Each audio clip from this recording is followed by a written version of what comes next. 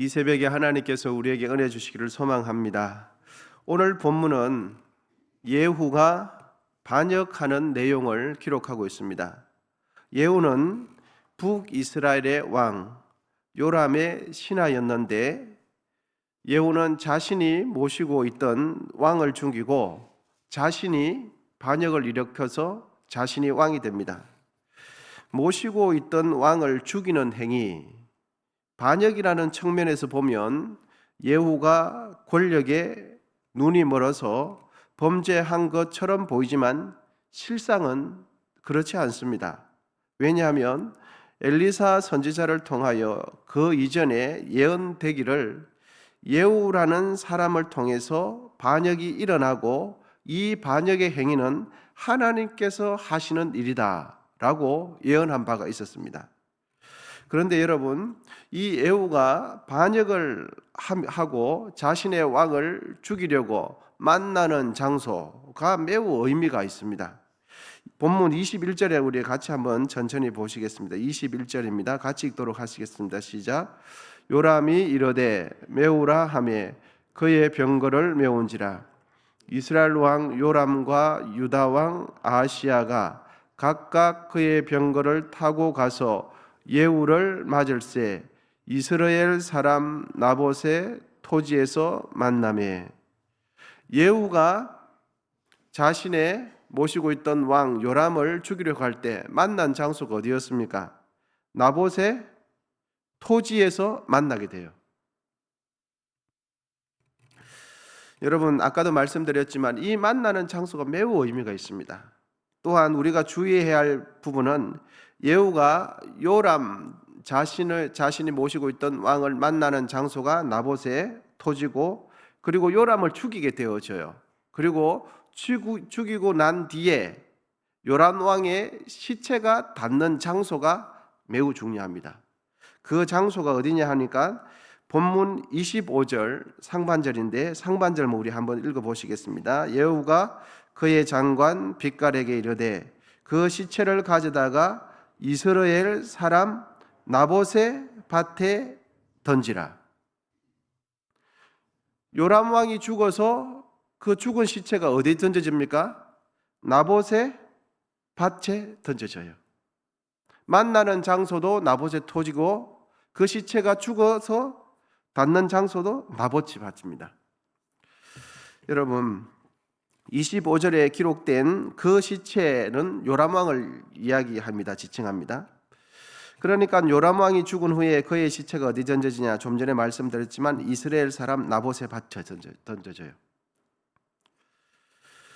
예후와 요람 왕이 만나는 장소, 그가 죽은 뒤에 그의 시신이 있는 곳 모두 나봇의 소유, 나봇의 밭입니다.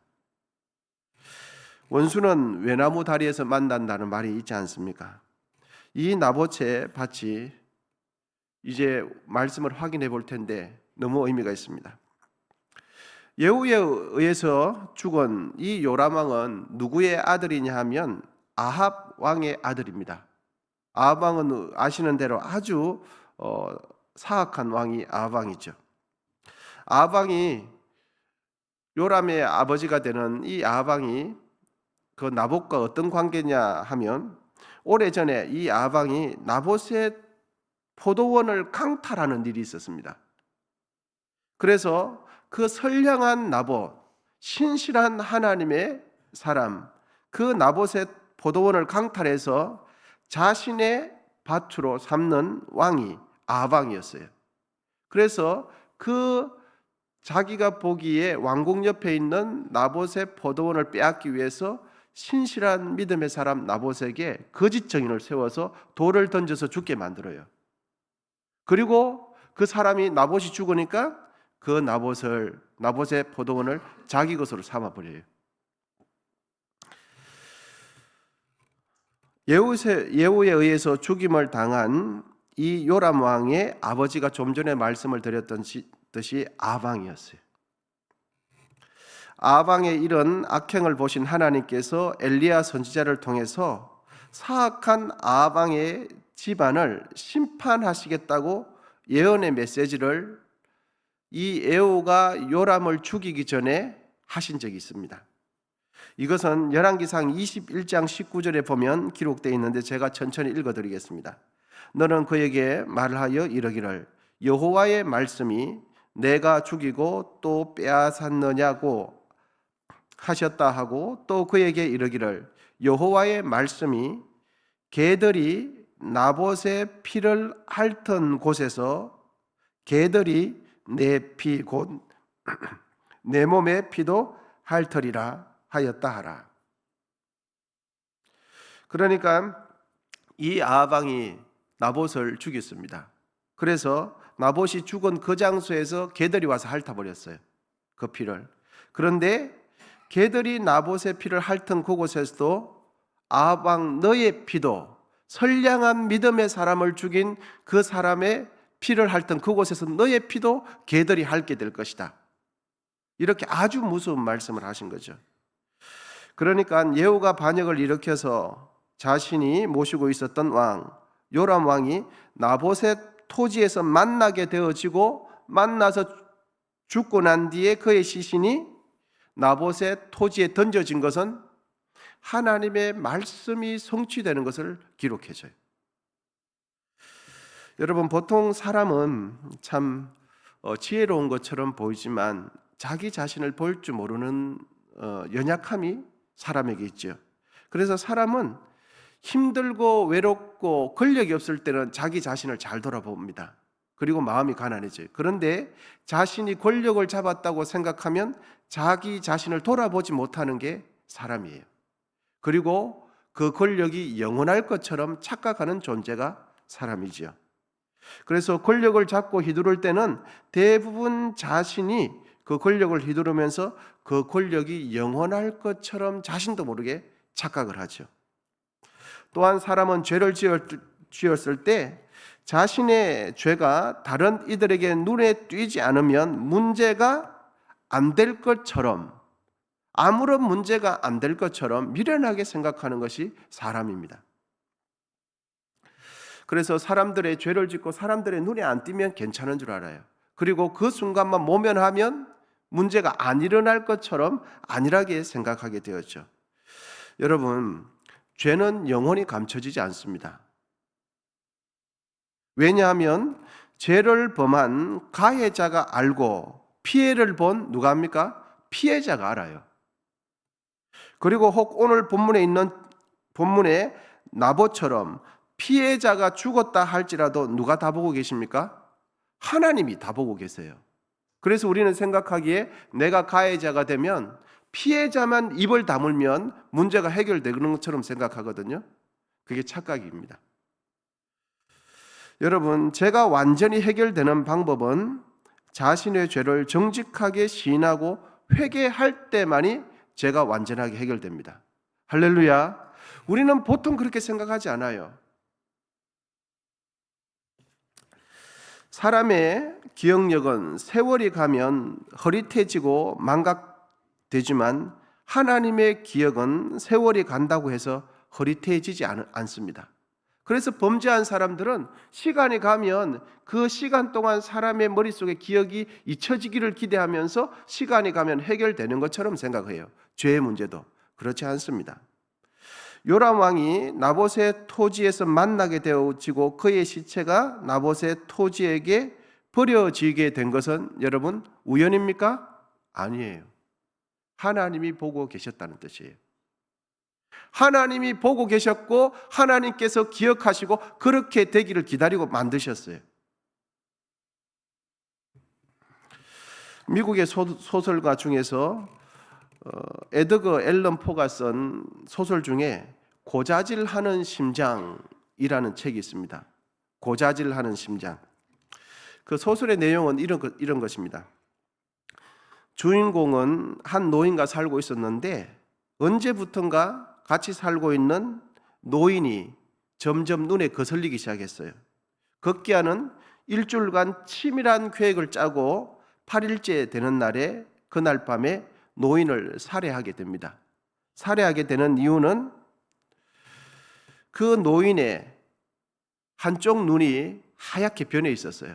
그래서 그 하얀 눈이 자기를 늘 감시한다고 생각하고 그 노인이 가지고 있는 한쪽 눈이 매우 보기 싫었던 겁니다. 그래서 그 노인의 눈빛이 너무너무 거슬리고 불쾌하기 때문에 그 노인을 죽이기로 생각하고 치밀한 계획하에 죽여버린 것입니다. 살해한 후 노인의 시체를 여러 조각을 내서 토막을 내서 자신의 방바닥에 묻어버렸습니다. 너무 잔인한 이야기죠. 그 후에 이웃집에 신고를 받아서 경찰이 출동을 했습니다. 그 주인공은 조금도 요동하는 기색이 없이 오히려 친절하게 경찰을 맞이해주고 조사에 임하면서 대접을 해줘요.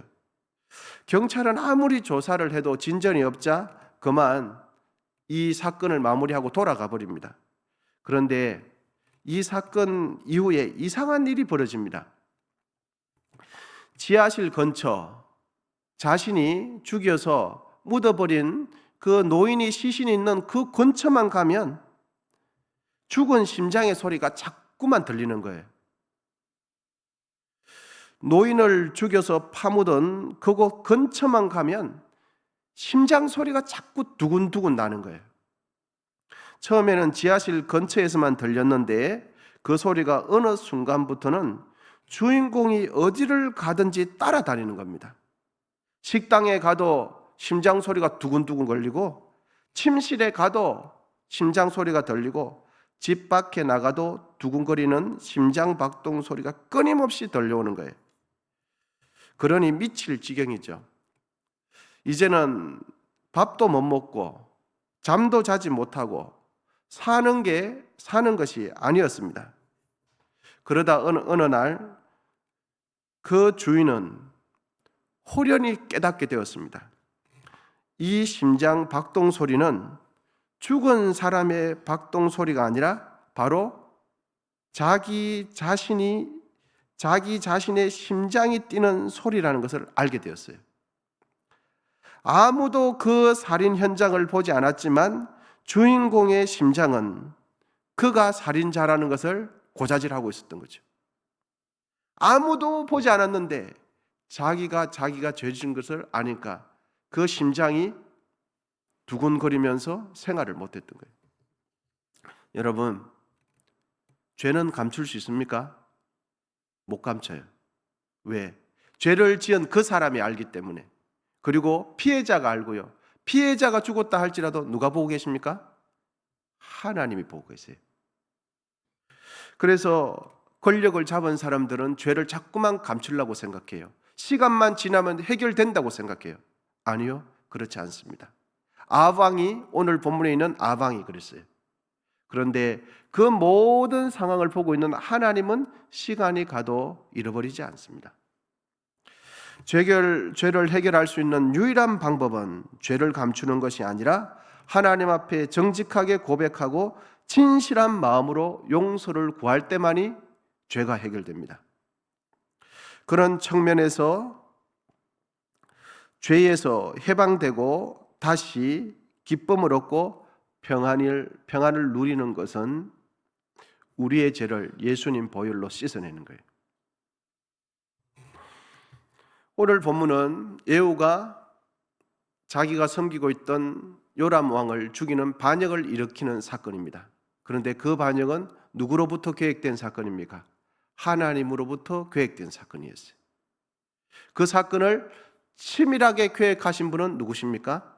예후가 아니라 하나님이셨어요. 우리 모두 오늘 하루 살아갈 때에 내 심장 소리가 나에게 고자질하지 않고 내 심장 소리가 나에게 격려하고 응원하는 그러한 삶을 살게 되시기를 축복합니다. 기도하겠습니다. 하나님 아버지, 오늘도 감사합니다. 이 하루 하나님께서 주신 줄 믿고 감사합니다.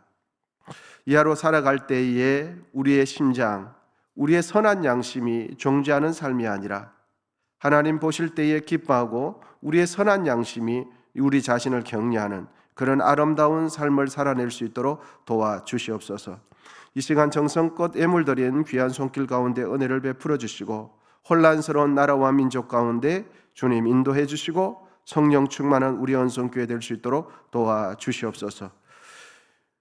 이제는 우리 주 예수 그리스도의 은혜와 하나님 아버지의 다함없는 사랑과 성령의 교통하심이 하나님 말씀 안에서 선한 양심을 가진 사람으로 그러한 삶을 살기로 다짐하는 우리 모두 위에 이제로부터 영원히 함께 하시기를 간절히 축원하옵나이다. 아멘. 이제 주여 세 번 부르시고 계속해서 기도하도록 하시겠습니다.